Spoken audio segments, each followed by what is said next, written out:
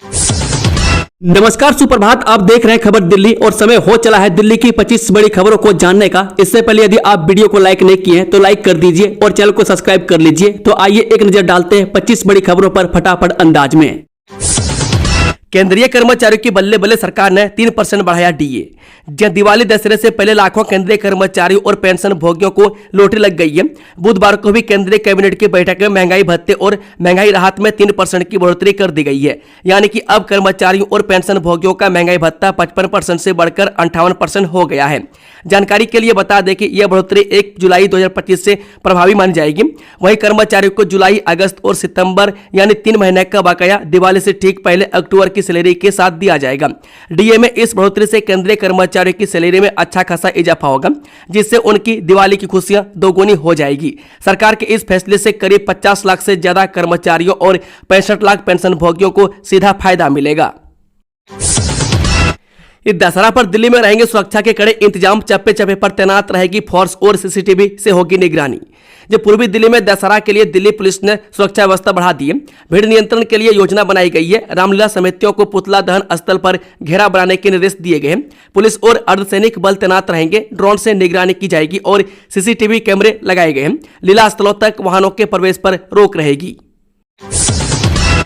चांदनी चौक के व्यापारियों ने गिनाई समस्याएं। सांसद परवीन खंडेलवाल के साथ हुई अहम बैठक।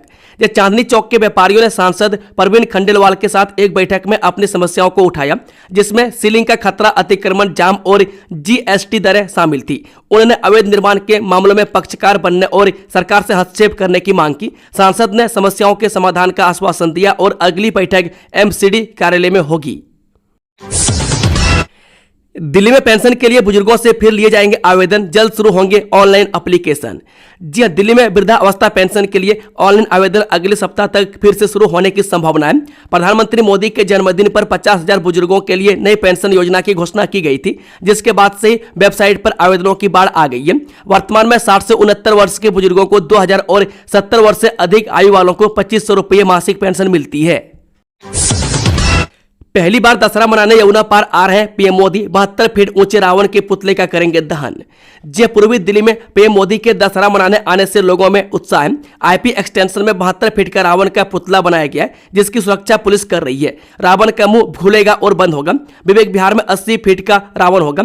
शास्त्री पार्क और सीबीडी ग्राउंड में भी विशाल पुतले बनाए गए। बारिश से कुछ पुतले भीगे हैं। पीएम मोदी पहली बार यमुना पार में दशहरा मनाने के लिए आ रहे हैं। यमुना पार्क के लोगों के साथ ही लीला में लगे कलाकार व कारीगर पीएम को लेकर उत्सुक हैं। बता दें कि आईपी एक्सटेंशन स्थित श्री राम लीला कमेटी इंद्रप्रस्थ में 72 फीट ऊंचा रावण का पुतला बनाया गया है। 12 तक सिग्नेचर व्यू अपार्टमेंट खाली नहीं तो काट दी जाएगी बिजली पानी आपूर्ति। हाईकोर्ट के आदेश पर खाली करने के आदेश। दिल्ली के मुखर्जी नगर स्थित सिग्नेचर व्यू अपार्टमेंट को खाली करने के हाईकोर्ट के आदेश के बाद नगर निगम ने निवासियों को 12 अक्टूबर तक का समय दिया है। निगम ने बिजली और जल बोर्ड को 13 अक्टूबर को आपूर्ति बंद करने का आदेश दिया है। असुरक्षित घोषित इमारत को खाली कराने की प्रक्रिया तेज हो गई है, जिसमें अब तक 220 से फ्लैट खाली हो चुके हैं। दिल्ली में 100 किलो से अधिक कचरा फैलाने वालों पर एमसीडी सख्त। 85 लाख रुपए के 32,000 चालान जारी। एमसीडी ने दिल्ली में 100 किलो से अधिक कचरा उत्पन्न करने वालों पर कार्रवाई शुरू कर दी है। पंजीकरण न कराने वाले बड़े कचरा उत्पादकों पर 85 लाख के चालान जारी हुए हैं। एमसीडी के अनुसार सूरत पर कचरा निस्तारण जरूरी है, जिसके लिए बीडब्ल्यूजी को खास संयंत्र लगाने होंगे। अभी तक 3749 लोगों ने पंजीकरण कराया है और पंजीकरण न कराने वालों पर कार्रवाई जारी रहेगी। एमसीडी के एक वरिष्ठ अधिकारी ने कहा कि दिल्ली में स्वच्छता का स्तर सुधारने के लिए जरूरी है कि स्रोत पर ही कचरे का निस्तारण हो। ऐसे में जो बीडब्ल्यूजी है वह अगर ज्यादा कचरा उत्पन्न कर रहे हैं तो उन्हें अपने कार्यालय का कार्य परिसर में खाद बनाने के संयंत्र स्थापित करने होते हैं, लेकिन इसमें बड़ी संख्या में लोग लापरवाही कर रहे हैं। दिल्ली के स्कूलों में पढ़ाया जाएगा आरएसएस और स्वतंत्रता सेनानियों का पाठ। राष्ट्र नीति से समझेंगे नागरिक कर्तव्य।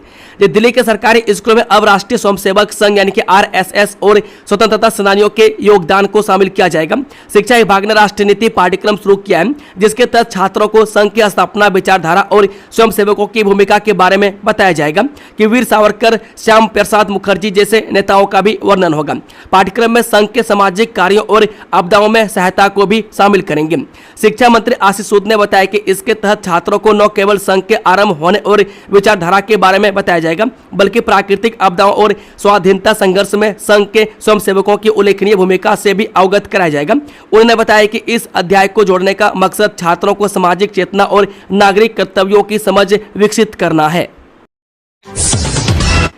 महिलाओं के लिए दिल्ली बनी सबसे खतरनाक मेट्रो सिटी, रेप, मर्डर और किडनैपिंग के आंकड़े डरा देंगे आपको।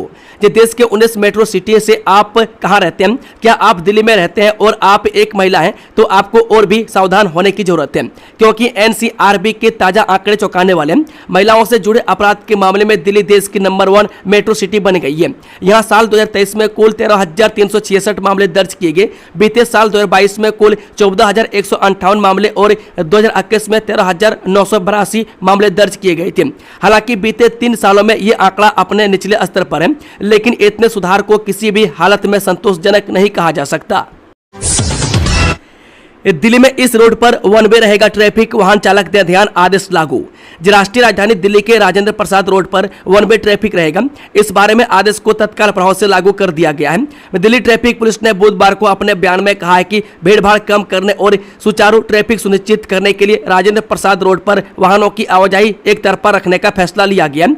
गाजियाबाद और नोएडा पुलिस की ओर से भी ट्रैफिक एडवाइजरी जारी की गई है।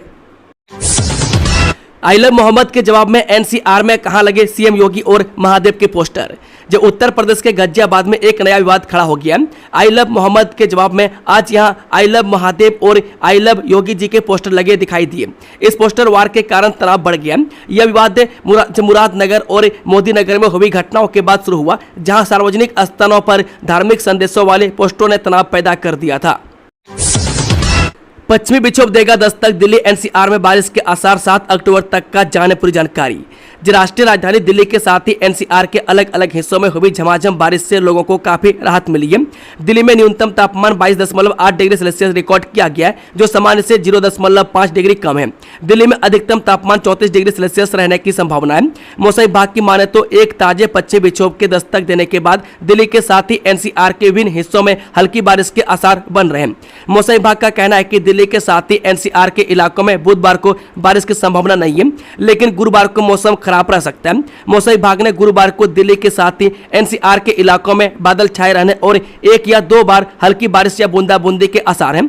इसके बाद 3 दिन यानी 3, 4 और 5 अक्टूबर को दिल्ली एनसीआर में बारिश नहीं होगी। यमुना की गहराइयों का राज खोलेगी दिल्ली सरकार, बाढ़ से निपटने की अनोखी पहल। दिल्ली की लाइफलाइन मानी जाने वाली यमुना नदी को और बेहतर बनाने के लिए दिल्ली सरकार ने कमर कस ली है। मंगलवार को सीनियर अधिकारियों ने बताया कि सरकार पल्ला यानी कि दिल्ली हरियाणा सीमा से जेतपुर यानी कि दिल्ली उत्तर प्रदेश सीमा तक यमुना के 48 किलोमीटर के दायरे में एक विस्तृत टोपोग्राफिक और बेथीमेट्रिक सर्वे कराएगी। यह सर्वे नदी की गहराइयों को नापेगा, रुकावटों को चिन्हित करेगा और बाढ़ के खतरे को कम करने में मदद करेगा। इसके साथ ही नजफगढ़ और सप्लीमेंट्री ड्रेन में भी इसी तरह के सर्वे होंगे। गाली और हाथापाई, दिल्ली के नरेला में डिलीवरी बॉय से बदसलूकी, खाने के पैसे भी नहीं दिए। ये दिल्ली के नरेला में एक जोमैटो डिलीवरी बॉय के साथ बदसलूकी की घटना सामने आई है।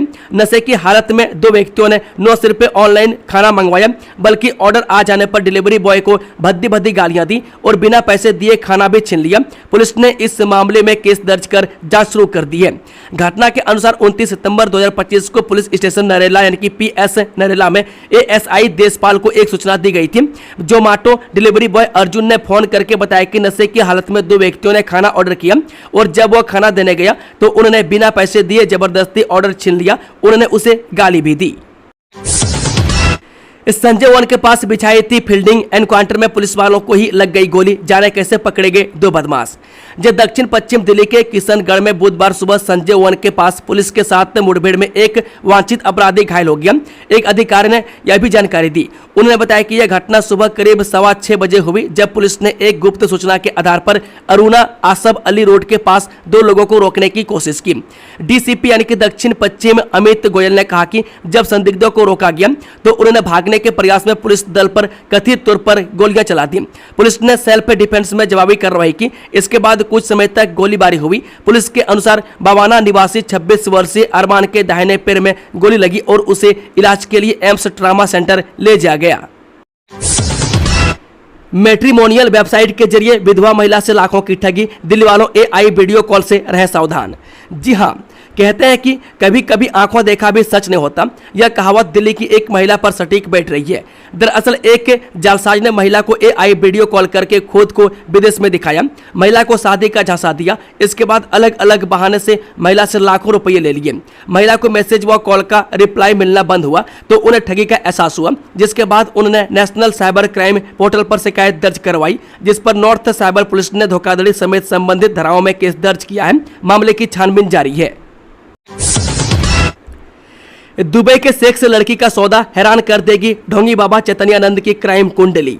जी हां, दिल्ली में एक मैनेजमेंट इंस्टीट्यूट के पूर्व प्रमुख स्वामी चैतन्यानंद सरस्वती को पिछले हफ्ते पुलिस ने गिरफ्तार कर लिया है। उस पर कई गंभीर आरोप लगे हैं। इनमें छेड़छाड़ और धमकाने जैसे आरोप शामिल हैं। इंडिया टुडे की खबर के मुताबिक सबसे चौंकाने वाला आरोप यह है कि उन्होंने एक लड़की को दुबई के साथ सेक्स को बेचने की कोशिश की थी। स्वामी चैतन्यानंद सरस्वती ने खुद को एक भगवान के रूप में पेश किया था, लेकिन उस मुखेटे के पीछे उनसा एक काला और छिपा हुआ था। यह बात तो उसकी लीक हुई व्हाट्सएप चैट से सामने आई है। इन चैट से पता चला है कि वह लगातार युवा लड़कियों को यौन संबंध बनाने के लिए परेशान करता था। पुलिस ने उनके मोबाइल फोन की फॉरेंसिक जांच की। इस जांच में लड़कियों के साथ हुई कई आपत्तिजनक चैट मिली है। दिल्ली के फ्लाईओवर पर हुई दर्दनाक घटना में पुलिस खाली हाथ 3 जिंदगियां छीनने वाले कब होंगे गिरफ्तार। जो दिल्ली के मुकुंदपुर में हुई हिट एंड रन मामले में पुलिस अभी तक आरोपियों तक नहीं पहुंच पाई है। सीसीटीवी कैमरे न होने से जांच में दिक्कत आ रही है। प्रत्यक्षदर्शियों के अनुसार एक तेज रफ्तार कार ने बाइक सवार 3 लोगों को कुचल दिया और दूसरी गाड़ी ने उन्हें रौंद दिया। लोग मदद करने के बजाय वीडियो बनाते रहे। वहीं घटनास्थल के आसपास रेत व पत्थर के टुकड़े भी मिले। पुलिस को शक है कि पहले बाइक का पहिया पत्थर या रेत पर गया हो, फिर संतुलन बिगड़ने से वह नीचे गिरे हो, जिसके बाद उनके ऊपर से कोई वाहन गुजरा हो। वह पुलिस इस मामले में कई पहलुओं से जांच कर रही है। पुलिस का दावा है कि जल्द ही इस मामले में आरोपी वाहन और चालकों का पता लगा लेगी। एक कोविड में ड्यूटी पर शहीद हुए कर्मचारियों के परिवार को मिलेंगे 1 करोड़, सीएम रेखा गुप्ता का ऐलान। जो दिल्ली सरकार ने कोविड-19 के दौरान ड्यूटी पर शहीद हुए अपने कर्मचारियों को सम्मानित करते हुए एक ऐतिहासिक कदम उठाया है। मुख्यमंत्री रेखा गुप्ता ने कहा कि कोविड ड्यूटी के दौरान शहीद हुए प्रत्येक कर्मचारी के परिवार को 1 करोड़ रुपये दिए जाएंगे। दिल्ली सरकार ने कोविड-19 महामारी के दौरान ड्यूटी निभाते हुए जीवन गंवाने वाले अपने कर्मचारियों के परिवारों के लिए एक ऐतिहासिक और भावनात्मक निर्णय लिया है। UER2 के ईस्टर्न एक्सटेंशन कॉरिडोर पर NHAI ने बढ़ाया कदम, DPR तैयार करने के लिए निविदा की गई आमंत्रित। जो अर्बन एक्सटेंशन रोड यानी कि UER2 शुरू हो जाने के बाद अब भारतीय राष्ट्रीय राजमार्ग प्राधिकरण की ओर से इसके ईस्टर्न एक्सटेंशन पर काम शुरू कर दिया है। इसके लिए NHAI ने विस्तृत परियोजना रिपोर्ट तैयार करने के लिए निविदा आमंत्रित किया है। 9 महीने में निजी एजेंसी को DPR तैयार करनी है। इस योजना पर 7500 करोड़ रुपये खर्च होने का अनुमान है। प्रस्तावित कॉरिडोर इसलिए अधिक महत्वपूर्ण माना जा रहा है क्योंकि यह NCR के 5 प्रमुख मार्गों Delhi Dehradun expressway, Delhi Meerut expressway, Noida greater Noida expressway, DND Faridabad highway और यमुना एक्सप्रेसवे को जोड़ेगा। इस प्रस्तावित परियोजना का उद्देश्य राष्ट्रीय राजधानी क्षेत्र में वाहनों की आवाजाही को आसान बनाना है। अगले साल मध्य तक इस परियोजना की DPR तैयार होने की उम्मीद है। चीन हांगकांग में बैठे ठगों की मदद से ठगे 3 करोड़, 3 गिरफ्तार मुहैया कराते थे सिम कार्ड व बैंक अकाउंट। चीन और हांगकांग में बैठे साइबर ठगों के साथ मिलकर ठगी करने वाले 3 लोगों को शाहदारा जिले की साइबर थाना पुलिस ने गिरफ्तार कर लिया। पकड़े गए आरोपियों की पहचान आयुष कोहली, संजीव कुमार और आकाश के रूप में हुई है। शुरुआती जांच में पुलिस को पता चला आरोपियों के बैंक खातों से 3 करोड़ रुपये का लेन देन हुआ है। पुलिस ने आरोपियों के पास से 3 mobile phone, 4 laptop, 1 Paytm POS machine बरामद की है। शाहदारा जिला के पुलिस आयुक्त प्रशांत गौतम ने बताया कि विवेक विहार निवासी सुनीत कुमार सूरी ने साइबर ठगी की एक शिकायत दी थी। पीड़ित ने बताया कि उन्होंने सोशल मीडिया पर विज्ञापन देखकर एक व्हाट्सएप ग्रुप ज्वाइन किया। आरोपियों ने पीड़ित को निवेश करने पर मोटा मुनाफा देने की बात की। आरोपियों ने मुनाफे के स्क्रीनशॉट भी भेजे। पीड़ित ने झांसे में आकर 2,25,000 रुपये निवेश कर दिए। उन्होंने जब अपना मुनाफा निकालने का प्रयास किया तो आरोपियों ने और पैसे की डिमांड की। ठगी का एहसास होने पर मामले की शिकायत पुलिस से की गई। रकम जिन बैंक खातों में ट्रांसफर हुई थी उनकी पड़ताल की गई। पुलिस ने आयुष कोहली, संजीव कुमार और आकाश को दबोच लिया। में तीनों आरोपी विदेश में बैठे साइबर ठगों को बैंक अकाउंट और सिम कार्ड उपलब्ध करवाते थे। दिल्ली में जल्द ही बनेगा transgender welfare board, CM Rekha Gupta ने किया ऐलान। जो दिल्ली की मुख्यमंत्री रेखा गुप्ता ने कहा कि राज्य सरकार जल्द ही ट्रांसजेंडर वेलफेयर बोर्ड की स्थापना करेगी। इस बोर्ड में ट्रांसजेंडर समुदाय के प्रतिनिधि और कार्यकारी सदस्य शामिल होंगे। बोर्ड का मुख्य उद्देश्य इस समुदाय की समस्याओं को समझना और उनकी भलाई के लिए विशेष योजनाएं तैयार करना होगा। मुख्यमंत्री ने यह घोषणा नेशनल ट्रांसजेंडर अवार्ड्स 2025 के अवसर पर की, जिसका आयोजन इंटरनेशनल ट्रांसजेंडर अखाड़ा द्वारा किया गया। इस अवसर पर केंद्रीय राज्य मंत्री एसपी सिंह बघेल, विधायक शिखा राय, सामाजिक कार्यकर्ता और कई प्रतिनिधि भी मौजूद रहे। दिल्ली में बदमाशों के हौसले बुलंद, एटीएम को गैस कटर से काटकर लूटा कैश और आग लगाकर हुए फरार। बाहरी दिल्ली के शाहबाद डेरी थाना क्षेत्र में प्रहलादपुर बांगर स्थित एसबीआई के एटीएम को गैस कटर से काटकर बदमाश लाखों रुपये ले उड़े। फरार होने से पहले उन्होंने एटीएम में आग भी लगा दी। बैंक कर्मचारी की शिकायत पर पुलिस ने मामला दर्ज कर जांच शुरू कर दी है और सीसीटीवी फुटेज के माध्यम से आरोपियों की पहचान करने का प्रयास कर रही है। इंडिगो एयरलाइंस में नौकरी के नाम पर ठगी करने वाले 2 जालसाजों को दबोचा, लोगों को ऐसे फंसाते थे आरोपी। दिल्ली पुलिस ने इंडिगो एयरलाइंस में नौकरी के नाम पर ठगी करने वाले 2 जालसाजों को गिरफ्तार कर लिया है। ये आरोपी फेसबुक पर विज्ञापन देकर लोगों को फंसाते थे और उनसे पैसे ऐंठते थे। शिकायत मिलने पर पुलिस ने जांच की और आरोपियों को गिरफ्तार कर लिया। पूछताछ में उन्होंने अपना जुर्म कबूल कर लिया है।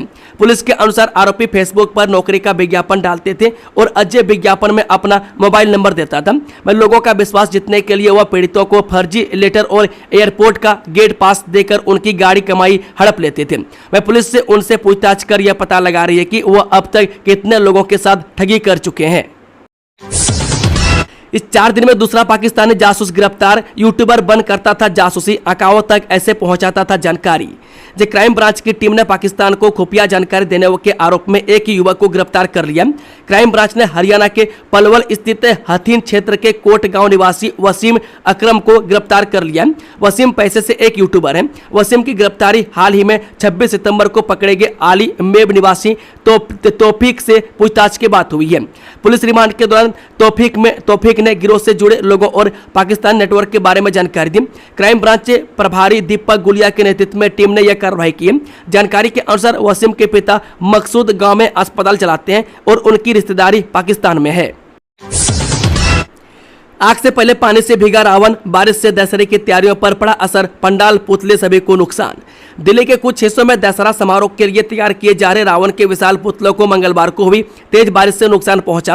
वहीं तितारपुर में रावण के पुतले बनाने का काम दशहरे से हफ्तों पहले शुरू हो जाता है। वह कल की बारिश ने तितारपुर में रावण के पुतलों को खास नुकसान पहुंचाया। सोशल मीडिया पर साझा किए गए वीडियो में रावण के पुतलों से अलग हुई सामग्री फुटपाथ पर पड़ी दिखाई दे रही है और पुतले बनाने वाले कारीगर उनके बचे हुए हिस्सों को बचाने की कोशिश करते दिखे। सरकारी कर्मचारियों को दशहरे दिवाली का तोहफा, जानिए डीए बढ़ने से अब कितनी मिलेगी सैलरी। दशहरे और दिवाली से पहले केंद्र सरकार ने लाखों केंद्रीय कर्मचारियों और पेंशन भोगियों को डीए में बढ़ोतरी करके शानदार तोहफा दिया है। इस फैसले के बाद वेतन और पेंशन में अहम बदलाव हो गया है।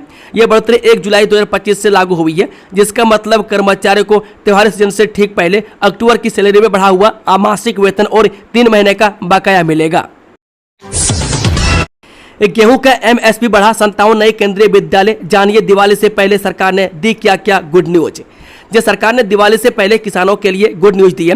केंद्रीय कैबिनेट बैठक में गेहूं का न्यूनतम समर्थन मूल्य यानी कि एमएसपी 6.59% बढ़ाकर 2585 रुपये प्रति क्विंटल कर दिया।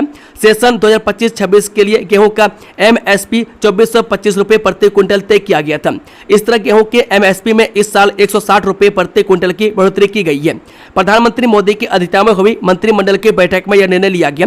सूचना एवं प्रसारण मंत्री अश्विनी वैष्णव ने बैठक के बाद संवाददाताओं से कहा, मंत्रिमंडल ने 6 रबी फसलों के लिए एमएसएमई को मंजूरी दी है। गेहूं का एमएसएमई 2585 रुपये प्रति क्विंटल तय किया गया है।